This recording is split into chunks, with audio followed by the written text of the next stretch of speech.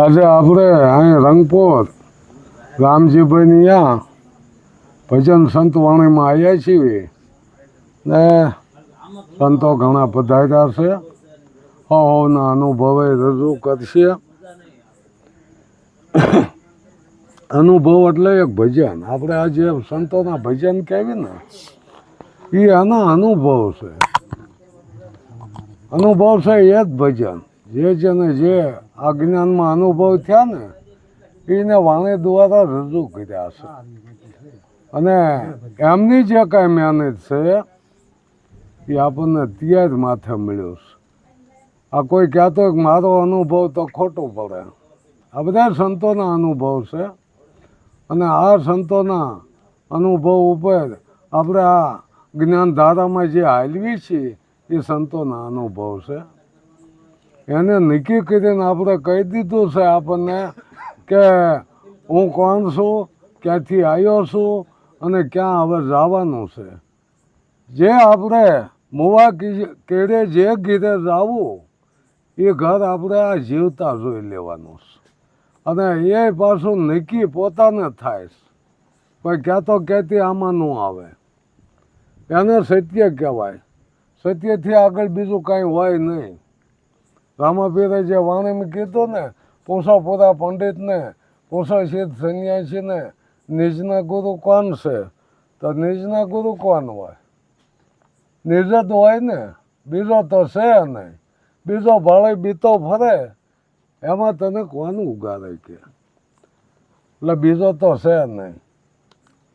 પણ અત્યારે આપણે ઘણા હવના પ્રમાણે જે કાંઈ હાંકી મેલ્યું છે, નકર સંતોની વાણી ઉપર જાઓ તો એ દેશી ઘી કહેવાય. પણ જે આર્ય આવ્યા ને આપણા દેશમાં એ હવની રીતે હવે હાંક્યું છે. કોઈ મંદિર નહોતા, મઠ નહોતા, આશ્રમ નહોતા, તો તેથી કોનો આધાર લીધો? અને મંદિર ઊભા કરવાનું કારણ શું છે? કારણ વિના કોઈ કાર્ય થતું નથી. પહેલાં તો કંઈક એનું કારણ હોય. નહીં તો આપણા સંતોની વાત પડે છે કે મંદિર તારું વિશ્વ રૂપાળું સચ્યું સર્જન હારે, નહીં પૂજારી નહીં કોઈ દેવા, નહીં મંદિરને તાળા. હવે આવું મંદિર કોઈ બને? છતાં હવની રીતે હવે ઊભા કર્યા છે. અને આ અપાર મંદિર કોઈ તમને રોકટોક ન કરે એવું આ વિશ્વ મંદિર. હવેલા મંદિર જ આવી એટલે તો એમાં અમુકને જવાય ને અમુકને જવાનો પ્રતિબંધ હોય કે એમ તમારે ન હોવાય. કેમ? શુદ્ધ ગણી નિયમ મંદિર જવા નથી મળતું. હવે આ વિશ્વ મંદિરમાં કાંઈ કોઈ શુદ્ધ કોઈ બ્રાહ્મણ વૈશ્ય કે એવું કાંઈ છે નહીં. આત્મા કઈ જાતિનો હોય છે? તો આ આત્મા એક જ છે. ભલે ગલો બને કોઈ દોડામ પાવર એક જ હાલતો હોય છે, એમાં બીજો ન હોય. તો જો એવો શુદ્ધ ને એવો હોય ને, એવી જો આભડછેટ કોઈને લાગતી હોય ને તો એનો શ્વાસનો પવન બીજો હોવો જોઈએ. એને ધરતી બીજી હોવી જોઈએ, એનું પાણી બીજું હોવું જોઈએ. પણ એ તો કુદરતનો નિયમ છે, ક્યાંથી બીજું લાવે? આ કોઈને ઊભો કર્યો છે? ધર્મગુરુએ. માણસનો ધર્મ એક જ હોય. અત્યારે અનેક ધર્મ ઊભા કર્યા છે, ધર્મગુરુના કામ હશે. અને ધર્મના માટે યુદ્ધો કરાયા છે. ધર્મ હાટું થઈને યુદ્ધો થાય છે. હિન્દુ મુસલમાનના ઝઘડા ક્યાંય થયા? ધર્મમાં જ. એ માણસ છે, હિન્દુ માણસ, મુસલમાન માણસ, ખ્રિસ્તી, પારસી, ઈસાઈ, સર્વે માણસ છે. સર્વનો ધર્મ એક જ હોવો જોઈએ.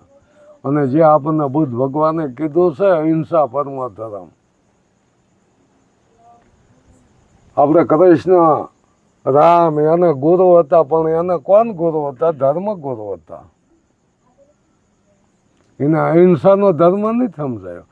અર્જુને જ્યારે હથિયાર મૂકી દીધા ને યુદ્ધ કરવાનું થયું એટલે બધા સગાવાલા અહીંયા સામે નજર સામે આવ્યા કે હવે આ હિંસા કરીને મારે કોઈ આવું રાજ કરવું ને તેથી કૃષ્ણ એ ધનુષ ઉપરાયા હતું. શું કે એમના મૂળમાંથી હતું. એમના ગુરુએ એ જ વાત સમજાવી. અને ધર્મ થપા આવ્યા પણ ધર્મ તો હજી થપાણો નથી. કોઈ દી ન થપાય, ક્યારેય ન થપાય. શું કે એ રહેવાનું જ. ધર્મ ને અધર્મ તો રહેવાનું જ. અને તો જ એની કિંમત થાય છે. એ અધર્મી લોકો આ ધર્મી લોકોની કિંમત વધારે છે. જેમ તાંબુ પિત્તળ સોનાની કિંમત વધારે ને એમ આ કિંમત વધારે છે. ક્યારેય નહીં માનવાનું કે અંજવાળું જ થઈ જાય છે. અંધારું હોય જ. સુખ હોય દુઃખ છે, દુઃખ હોય સુખ છે, એ તો રહેવાનું. સિક્કો એક છે એની બે બાજુ છે. એટલે એ તો રહેવાનું જ તે. એક આપણે અશોક ચક્રવર્તી થઈ ગયા રાજા, જેને કલિંગનું યુદ્ધ કર્યું. હજારોનો અહીંયા વિનાશ થયો હતો. અને તેથી વિધવાના રુદન એ અનાથ બાળકોની ચીસું સાંભળે અને તરવારનો ઘા કરી દીધો. હૃદય પલટો થઈ ગયો, જે બૌદ્ધ સાધુ બની ગયો. શું કે આના સદગુરુ મળ્યા હતા. આ દેવો કયો, આ ભગવાનો કયો, ક્યારે કેમ હૃદય પલટો ન થયો? સાંભળ્યું કોઈ એ ઢીંગાણા જ કીધા. ઠીઠ આખી જિંદગી ઢીંગાણા. શું કે એનો વિસ્તાર વધારવો છે. અને કાં તો કોઈક આવીને લઈ ન જાય પોતાનું રાજ, એ માટે યુદ્ધ થયા છે. એ પોતાના માટે, કોઈ પબ્લિક માટે નથી થયા. પબ્લિકો તો એમાં હજારો મરાણી છે. જ્યારે કૃષ્ણ બળદેવ જ્યારે મથુરામાં રહેતા ને, કૃષ્ણને માર્યો હતો. તો એનો હગો એનું વ્યાર લેવા આવ્યો હતો જરાસંઘ. 14 વખત યુદ્ધ કરી ગયો ગોકુળમાં, મથુરામાં. તેથી અડધી વસ્તી ઘટે જાય. તેથી જો પહેલી લોકસભા ભેગી થઈ હોય, ગામ સભા ભેગી થઈ હોય તો મથુરામ. બધા ગામે નિર્ણય લીધો કે આવા કૃષ્ણ અને બળદેવને રજા આપી દો. આ છે ત્યાં સુધી જરાસંઘ યુદ્ધ કરવા આવશે. હવે આમાં પબ્લિક મરાય છે.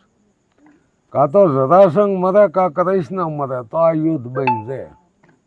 હવે એ કોઈ મતતું નહોતું. એ તો હાથીને અમારી ઉપર હોય અને વાહી ઉભા માર પબ્લિક ઝઘડતી હોય. આ કામ કોના? ધર્મગુરુના. શું કે માથે વ્યાર હતું. એ જો મથુરા છોડે દ્વારકા આવ્યા. દ્વારકામાં 2 વખત યુદ્ધ થયું, જરાસંઘનું કૃષ્ણનું. પછી અર્જુનને અને ભીમને તૈયાર કરી અને જરાસંઘને મારવો જોયો. પણ વાહે એની વસ્તી તો હોય ને કે આને ગમે આ ગોતીને મારજો ને કહે જે આ તમને શીખ્યા નહીં કૃષ્ણ જીવવા દે. અને તેથી કહેવાય છે કે સડાઈ તો ચાલુ દેતી. એ દ્વારકા મૂકીને વળે બેટ દ્વારકા રસાવી તો અહીંયા હુડકા લઈને પૂગી ગયા. એનો ઇતિહાસ ક્યાસ કોઈ આપણા ઘરની વાતું નહીં. અને ત્યાંથી ને જ્યાં તુલસી શ્યામ રૂકમણી રિહાણા ડુંગરા સડીને બેસી ગયા, હાથમાં લોટનો પીંડો લઈને.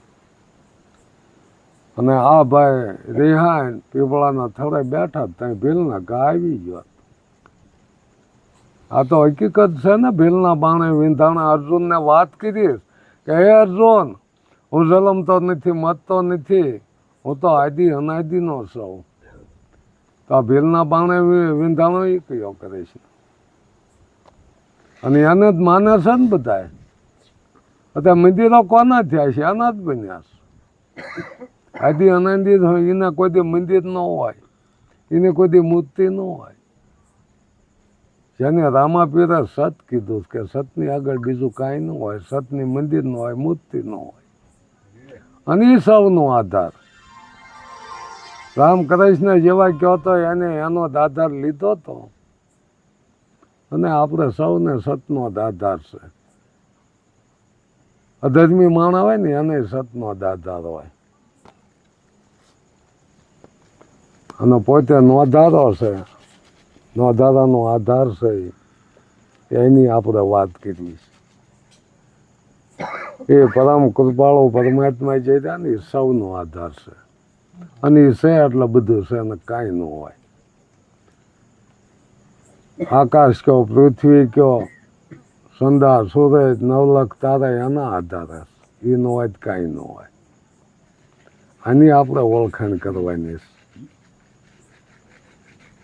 આ જીવ છે ને એ જ શિવ છે, આત્મા છે કીધો ને એ જ પરમાત્મા છે, કોઈ જુદો નથી, બે હોય જ નહીં.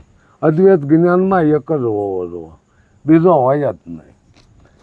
એટલે કીધું બીજો ભાળે બીતો ફરે, એક છતાં બીક કોઈ નહીં ધરે. આ વાત કેમ આ દેવોને ભગવાનો નહીં સમજાવણી હોય? હથિયારો શું લેવા રાખતા? બીક હતી. દરેક દેવો પાસે હથિયાર છે, દરેક ભગવાનો પાસે હથિયાર છે, બીક હતી. નકર તો એ વજન શું લેવું ઉપાડવો જોઈએ? જ્યારે જેસલ તોળે ઘોડી તોળે તરવાર જ્યારે એ લેવા આવેલા ને, તોળે નારી લેવા આવ્યા આ ત્રણ વસ્તુ, તેથી સુપાઈ ગયા કે આપણા ભજન બોલાવ હોઈ જાવી, હોઈ જાય એટલે આપણે સોરી કરી લેવી. પણ ભજન તો ચાલુ જ હતા. ગમાઈમાં હુતેલા ને એ કહે છે ઘોડો ભડકે અને મેઘ કાઢી નાખેલી ને એ ભાઈ ઊભા થઈને પછી મેઘ બે જ દીધી, એમાં કે હાથ આવી ગયો. પણ હુંકારો કર્યો નતો. આવો નીડર એ બારવટીઓ કહેવાય. હવે એને જાણ મળે કે અહીંયા તો આ કોક છે, અને બહાર આવી મેઘ કાઢી કે ભાઈ આ તો શું કામે? કે અહીંયા હું આ ચોરી કરવા આવ્યો હતો. કે અહીંયા ચોરી ન કરવાની માગ્યું મળે તો કે આ ત્રણ વસ્તુ લેવા આવ્યો. તેથી સાસઠીએ કીધેલું કે તોરલ થઈ જાવ હાબદા આ ઘોડે ના થરવાય, અને એ તોરલ વહેતા થઈ ગયા. અને તેથી એને નવાઈ લાગી કે એ જેસલ આ એટલો ઊંધો વજન ઉપાડે ને કેમ ફરે છે? જાત જાતના હથિયારો આ શું ઉપાડવાનું કારણ? કે હું જેસલ છું, કંસનો કાળો નાક, જમ મારેથી બીવે કે એમ છે કે આ તો બરાબર. અને એ કહે છે હુડકામાં બેઠા, અને એ હુડકો ડોલ્યા. હુડકો બધા સમજતા હોય કે આ દેહને હુડકું કીધું જ ભાઈ. અને એ જયારે ડોલાયો ને તો કહે છે એને મોતની બીક લાગી. અને તેથી કીધેલું સતી હવે બસાવો અમે, કે તું તો બીતો નતો, કહેતો ને કંસનો કાળો નાક, જમ થરથરે. એટલે મોટે માણસ મરવાની બીક, મોટા મોટે મરવાની બીક. અને જયારે આ મોતની બીક આવે ને તો માણસ પાછો વળે, તો પાછો વળે જ નહીં. આવી થપાટું જયારે વાગે ને તો પાછા વળે.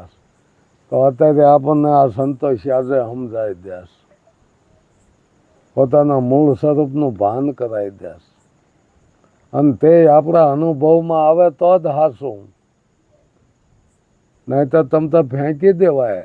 હાસી વસ્તુ આ જે બુદ્ધ ભગવાને વાત કરી ને કે એમના શિષ્યએ કીધું કે લાંબી લાંબુ તમે સત્સંગ કરો એમાં અમને ન સમજાય, ટૂંકમાં કંઈક કહી દો. એટલે કીધું કે ભાઈ સત્યને ગ્રહણ કરો ને અસત્યને ફેંકી દો. આ મારો ટૂંકમાં બોધ છે. ત્યાં એનો એક સેવક જયારે મરણ પથરિયા પડ્યા ને ત્યાં વાત કરી કે તમે વ્યાજ હશો તો અમારો શું? ત્યાં બુદ્ધ ભગવાન બોલેલા કપો દીપો ભવ, તું જ તારો દીવો છો,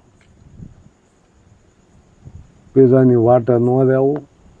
પણ અત્યારે આપણને જુદા જુદા હા પૂજ દીધા છે ને, એટલે આપણને એવો થાય કે આ આપણને જીવાડે છે. પણ મોજા બાપાએ એવી વાત કરી કે આ જીવને શ્વાસ તણે સગાઈ પછી ઘરે ઘરમાં રાખે નહીં ભાઈ. આ જીવને શ્વાસની સગાઈ છે, સાંભળતા ન હોય ભાળતા ન હોય બોલતા ન હોય તો હાસવે, પણ સુવાસો બેન થયો પછી કોઈ હાસવે નહીં. અને મરે છે કોણ? જીવ કોને કહેવાય, ઈશ્વર કોને કહેવાય, માયા કોને કહેવાય, એ આપણા સંતો નક્કી કરાવે. જે શ્રીજી મહારાજનું સૂત્ર છે કે જીવ ઈશ્વરને માયાનો ભેદ જાણે એ અક્ષરધામમાં જાય. તો એ સંતો આપણને નક્કી કરાવે છે. અને હાસું હોય તો રખાય ને ફેંકી જ દેવાય. એવું કાંઈ ન હોય કે એક ગુરુ કર્યા પછી બીજા ગુરુ ન કરાય, ન સમજાય ત્યાં જ કરાય. આવી સંતોની વાતો છે. સદગુરુ મહારાજ.